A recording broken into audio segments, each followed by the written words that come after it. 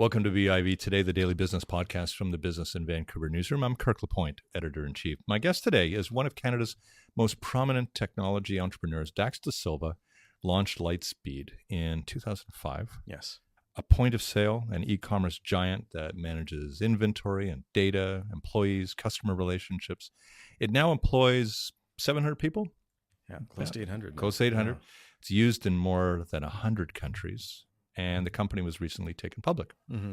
Dax is not your typical business leader, though, as evidenced by the institute that he's also created, the Never Apart Center, which is a series of galleries and meeting places in Montreal's vaunted Rue Saint-Herbert. You're one of Saint-Herbant's horsemen, I guess. Yeah.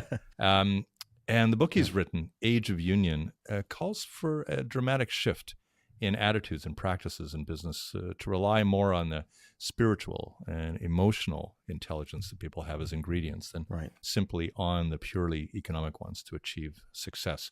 He grew up in Vancouver. We can forgive him that he's moved to Montreal, but he's back in town for a visit. We're grateful that he's here. Thank you for having me. Oh, great. Hey, could you have started and managed Lightspeed in Vancouver the way it was when you wanted to do it? I think so. I mean, I from my teen years, I was always building software, and so I built a software and tech support practice here in Vancouver. Yeah, and worked for startups while I was here. I moved in the early 2000s to Montreal. Was really in love with the culture. Why? The culture, I think, is. Has a cultural. There's a creative vibrance that exists in Vancouver, exists in Toronto, but there is something unique about the creative scene in Montreal, and it captured my imagination. It feels like the most cosmopolitan city. It's not the most diverse, but it seems more cosmopolitan in a certain way, right? Yeah, I think that it digs it. It does have this creative heart, right? This it has a lot of soul, and thus for Lightspeed, for Never Apart, and for this book, a lot of the inspiration for doing things in an open-minded and sort of free-thinking way comes a lot from that cosmopolitan nature, but also just the possibilities that are possible in the city. Tell me, why do you like what you do? I enjoy, there's a common thread between all the projects. And I think that I do get to work with entrepreneurs. Lightspeed really helps small business entrepreneurs, make their neighborhoods come alive. Never Apart helps artists find a voice. The subtitle of the book, Age of Union, is Igniting the Changemaker. So I get to work with changemakers, and I get to work with people within the company that are leaders in their own way. So there's a lot of, I think it's the people, right? It's the people and watching people reach their full potential, no matter where their talents lie. Are you the kind of manager who likes smarter people around him? Absolutely. Yeah. Okay. And so at what point do you have too many smart people around you and say that's enough? There must be a point there.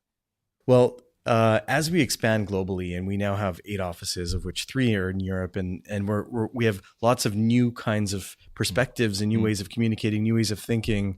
I'm always amazed by how people can be smart in ways that add new perspectives to how we solve problems at the company. So I don't think that there's a limit to the kind of EQ that you can bring into the company and smarts. I want to know what it is about your childhood in particular that framed your pursuits. It sounds like you grew up in a pretty intellectual household. That likely gave you all kinds of options. But how did you get framed this way? What is it about the way you were growing up that did this? So I was a very creative child, did a lot of drawing. In my dad's family, there's a lot of creatives, painters, designers, artists. My mother's family, lots of nurturers, people that worked in hospitals. My mother worked with the elderly. A lot of spirituality on both sides of the family.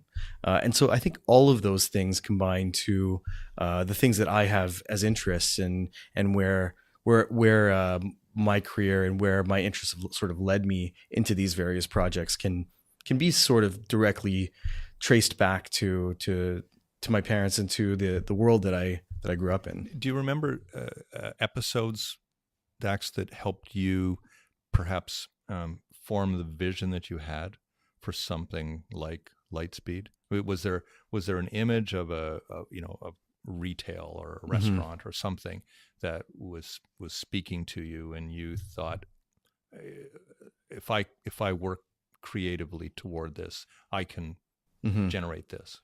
Well, interestingly, I approached a software design. I mean, I started apprenticing at an Apple developer when I was 13, and I really came at it from a designer's point of view. By the way, everybody hates that kid. By the way, 13 just to let you know. Okay. Yeah, I was just sorry, pure interrupted pure you. I just nerd. wanted to remind you of that. Okay. But I didn't come at it as from the angle of the engineer. And I did try computer science when I went to the University of British Columbia. I came at it from a design perspective, and that really is the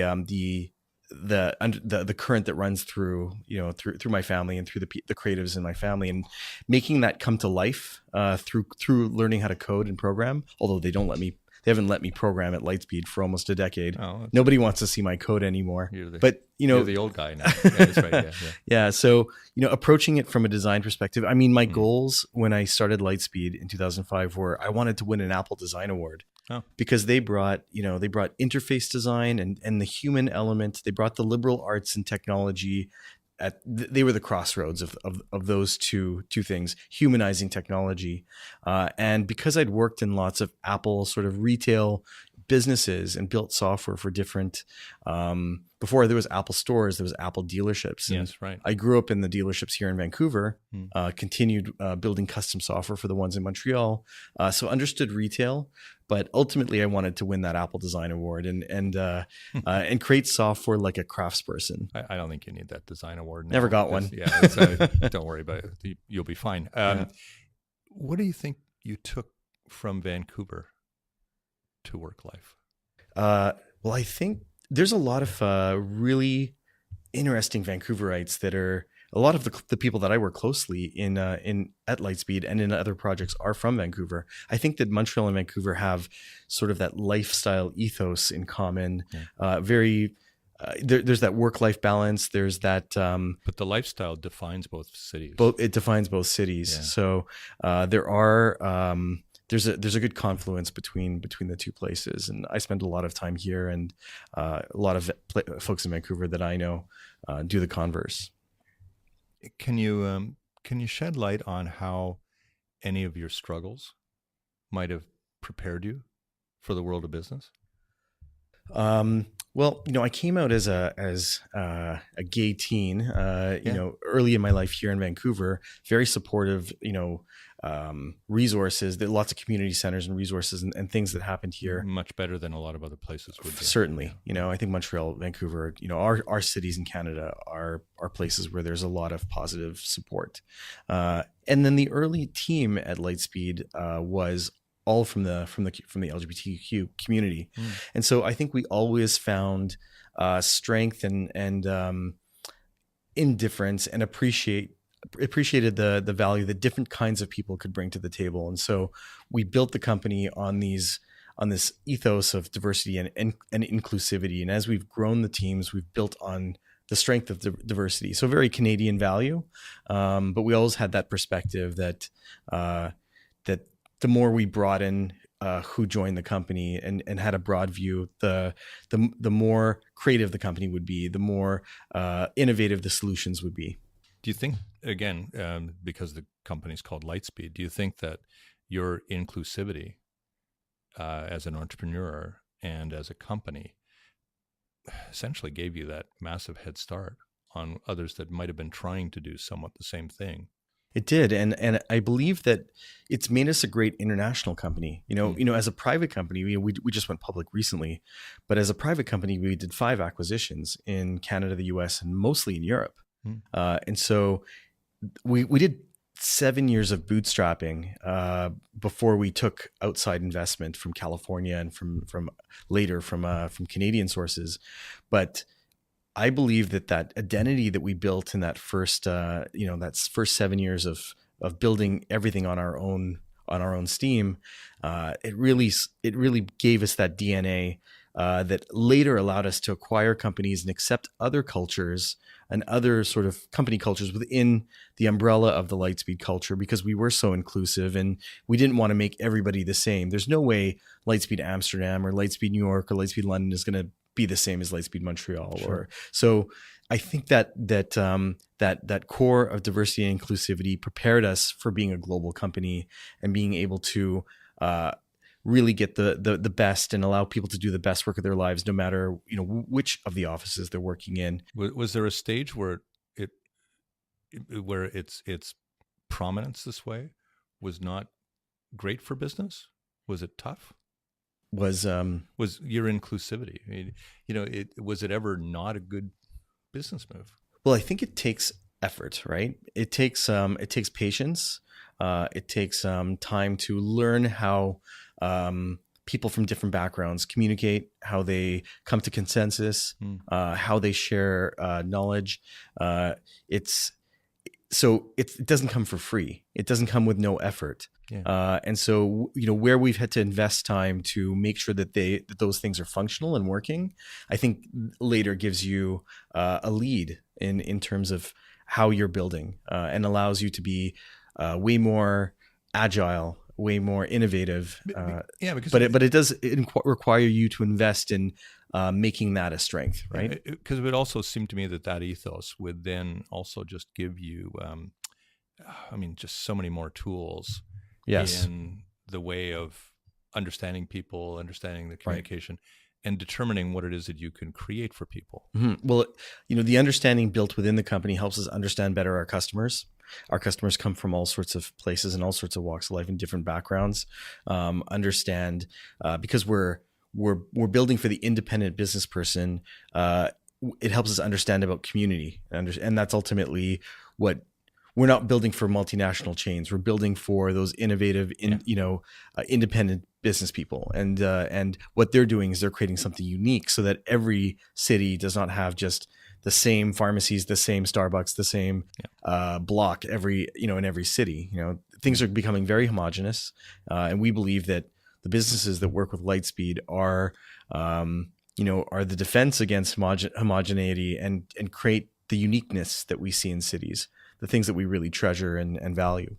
In your book, and then in the other things that I've read about you, and a couple of people that I've actually spoken to about you, they said at a pretty early stage in being this entrepreneur, where you developed traction and it became evident that you were onto something, that you also very quickly determined that you weren't just going to take the money to the bank, that there was something that you wanted to build in the way of community.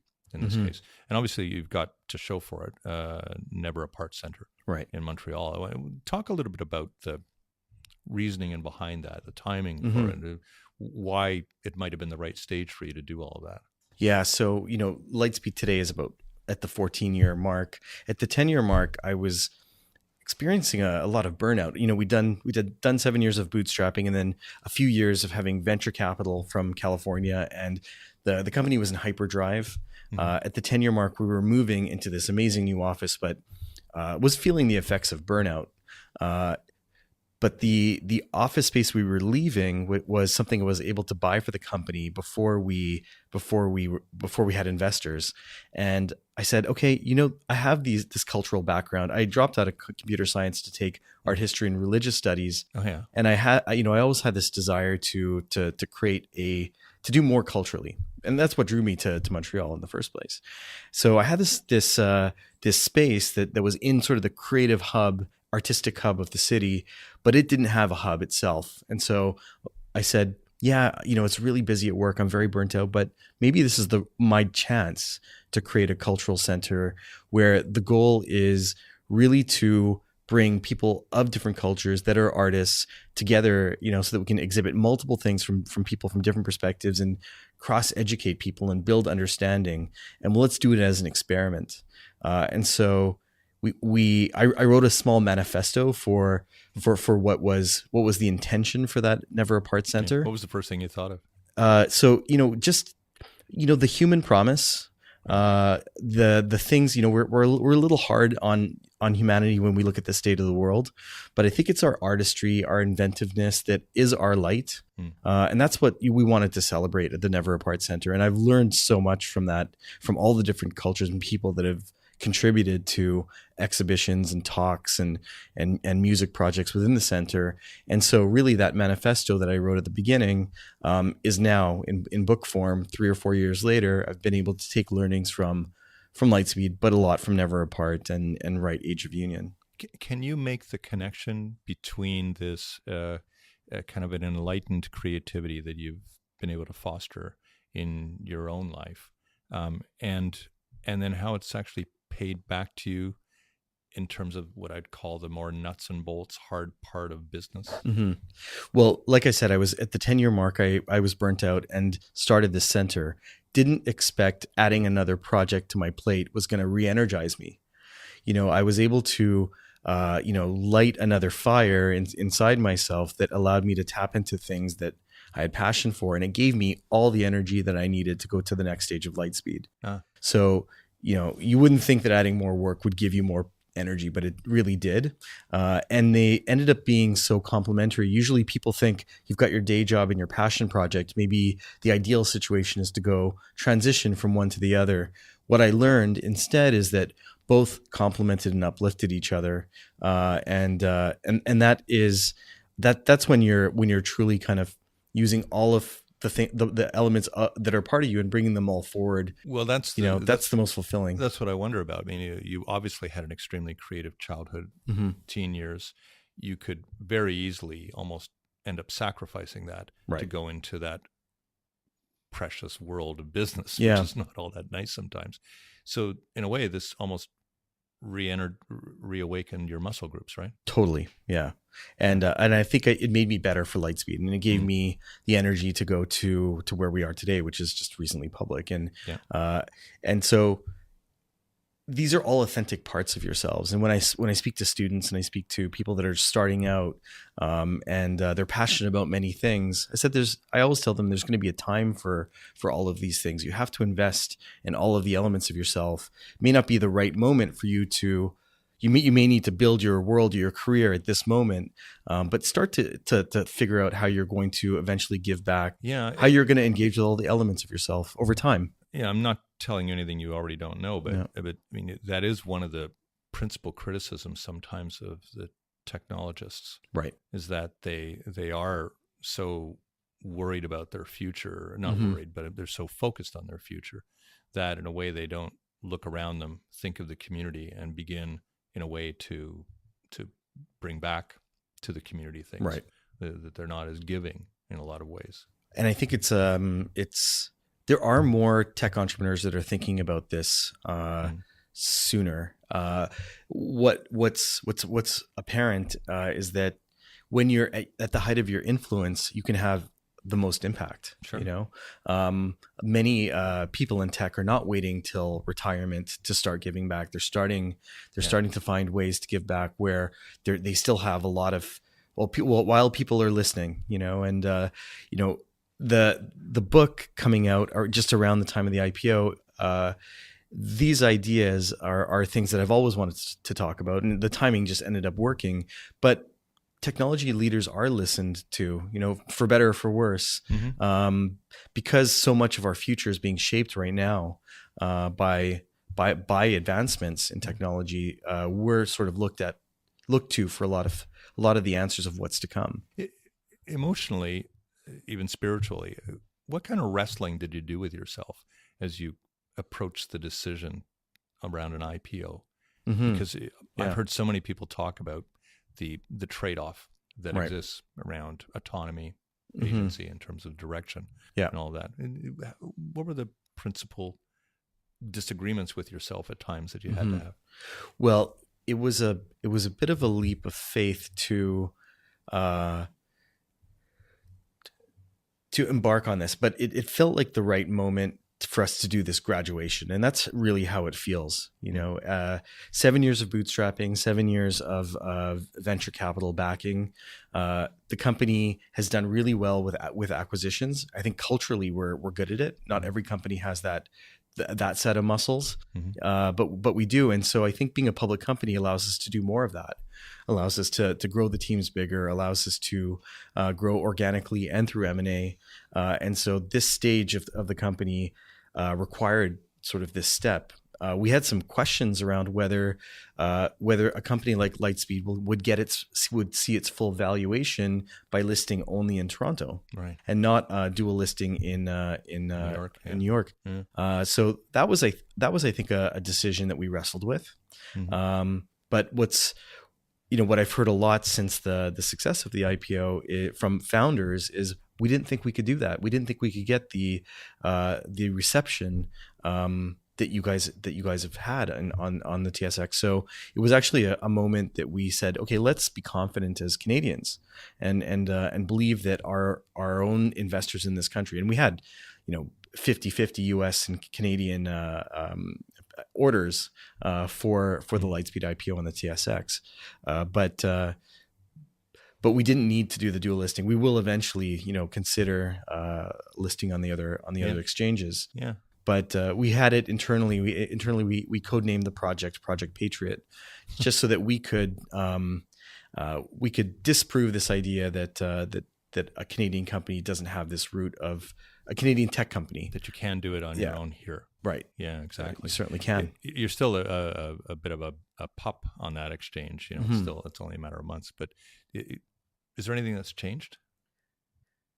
It's so we haven't reported earnings yet. That'll happen at the end of May. But what I've realized is more than ever, it's down to it.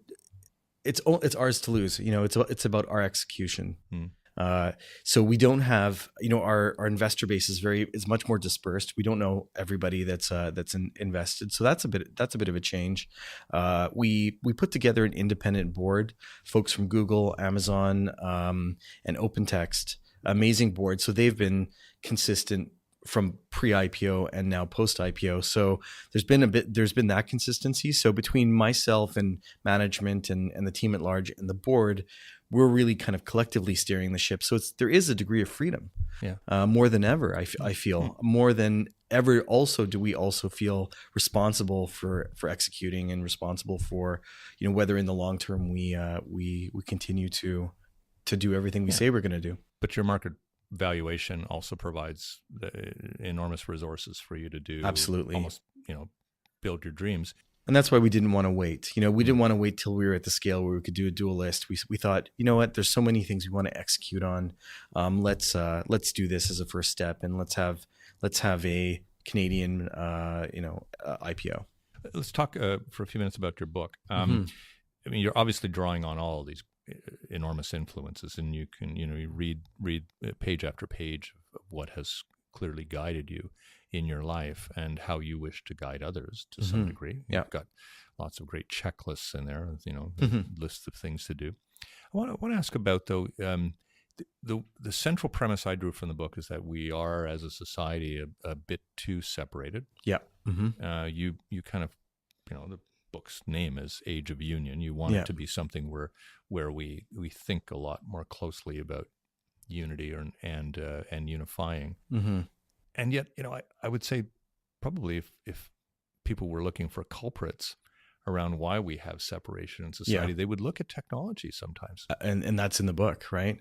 So it's an uphill. It's like a paradox, right? For sure. There's the echo chambers that have been created by social media. There is growing separation, and you can exist in bubbles of just people that think the same way as you. Sure. And there's 4 pillars in the book: leadership, culture, spirituality, and nature. And really in each section, I dive into the diversity in each one.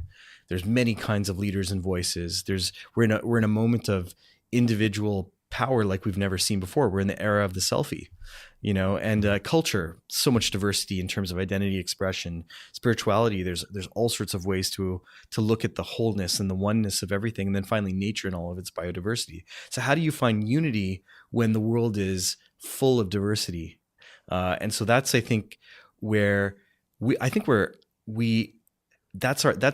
the next evolution that we can take as a species, right? We're a dominant species on this planet. We have all of the tools, all the communication tools, I think we're ready to kind of solve that puzzle, which is let's not look at our differences with fear. Let's look at difference as a teacher.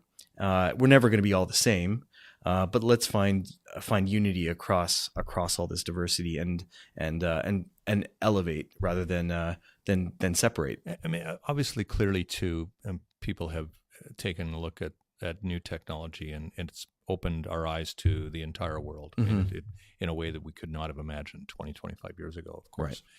But it also permits you an option to withdraw. Sure. To frankly never go and meet somebody, never go and visit a place, never hear a live performance, for instance, or see a painting in real life and all that. Do you think that pendulum that has permitted people to be way over here, be separate, can swing back? I think it can. And so part of the reason why we created a physical gathering place with Never Apart, has heritage from Lightspeed. It leverages a lot of technology to gather people and to inform people about and to connect people so that they can physically gather. Because we need this as humans. We've lost some of the institutions, or we've left behind some of the institutions where we used to gather, the churches or the community halls, or a lot of the things that were central to a community. As society is secularized, those places where people gather have disappeared, or we've left them. Right. So what are the replacements? Where can we gather? How can we not be behind our screens? How can we escape the device in our hands, and that's we're never going to.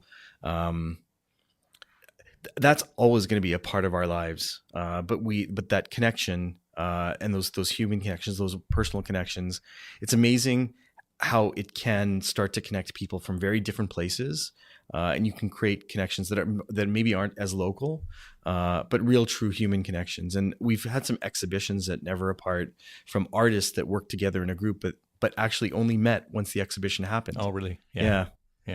And so there are new possibilities created by technology, of course. And then ultimately, when the gathering actually happens, it's just magic, right? Yeah. There's magic, but then I don't want to go to the dark side of this, but there's also just enormous hatred. There's kind of an invidiousness that pervades a lot of technology. What as somebody who understands technology inside out, I think, what do we do about this? These are our tools. I think as we look at the problems in the world, as we look at the dark side of social media, we look at even the dark side of something like capitalism. These are our instruments. There are inventions, and so it's we can use these to raise consciousness. We can use capitalism can be influenced by our choices to invest in the things that we want to explore, and divest from the things that are sort of destructive. Social media is the same. It can, I think we're in the early stages. It's and those echo chambers are being looked at now, right? We're looking at why some of the social media giants, for the purposes of marketing to target audiences, and I do talk about it in Age of Union, how we have to start questioning some of those algorithms and question some of that which from their business model point of view may be beneficial, but for society, it's something that we as a society have to question and maybe regulate. Yeah, I don't want to make it sound as if you've reached this end of a long chapter, by any means. You're still a very young man in this business. Have you thought yet about how you might discover your next big idea? Mm-hmm.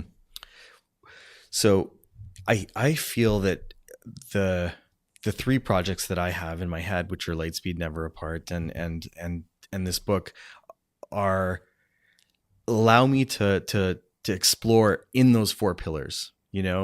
I think my life's work will be either in developing leaders, true leaders, I think, create other leaders, change makers. That's why it's called Igniting the Change Maker. That's a mission. That's a life's mission that will unfold. And, as I have more, resources, influence, and so on, I think that's an important work, because no one person, no one perspective has all the answers or can do all the work.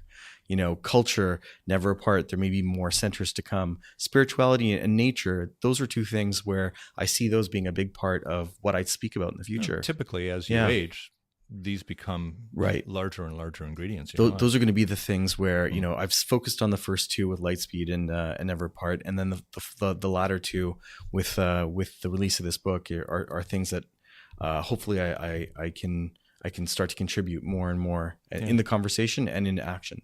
And yet I would also imagine that your company wants you front center. Can do that too. Not disappearing into the ashram for 8 to 10 weeks or something. But Lightspeed is it's just an ever evolving and constant joy. It's every day is there's several crises, and there's some amazing things that happen, and there's always new people that come into the mix, or new groups of people if we do an acquisition where it's continuously challenging and continuously evolving. So there's never a dull moment. Yeah, there isn't. It's been a great conversation. I really thank you for your time. Kirk. One last question: Montreal, Vancouver. Which one's going to win the Stanley Cup first? Which one's going to win the Stanley Cup first? I wish I knew more about hockey. Just pick one. I'm gonna say because this is going to reflect whether you still love Vancouver or whether you have really moved on. I'm gonna give it to Vancouver. We'll see. We'll see. But I think the Montreal will be the year after. You should go into politics. Dax Dasilva, really nice. Thank you. Thank you so much for your time. Thanks. That's BIV Today for today. Thanks a lot. Thanks for hosting me. We'll see you next time.